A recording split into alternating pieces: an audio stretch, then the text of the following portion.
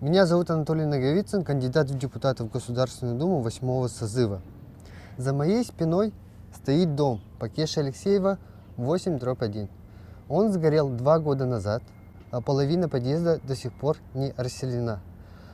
Люди уже не верят властям, и Екатерина Андреевна, которой 68 лет, отказалась с нами общаться, отказалась сниматься на камеру, потому что она уже потеряла веру в то, что их расселят. Власти сейчас ждут по максимуму, когда пожилые люди, которые живут в аварийных домах, умрут. Это ясно как день. Более того, сейчас якутские власти собираются построить арендное жилье, муниципальное арендное жилье, в котором будут переселять людей и с них еще брать деньги за арендную плату. Это просто возмутительно. И вместо того, чтобы строить дома, они строят арктический центр, который фактически будет торговым центром, потому что там большая часть площади предназначена под торговлю. Это неприемлемо.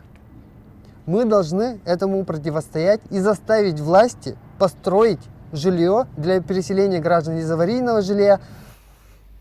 Марина Андреевна, Курватемин, би Клара Ситкинга, квартиралар этим ол квартираны тоқтырын келер бат дейді.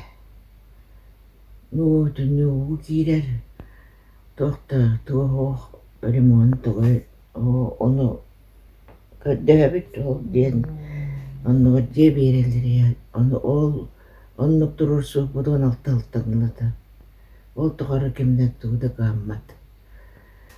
Балана саамагуун саамыратта оны тыннақ бар хатыр де берет кіміләлері болды деді.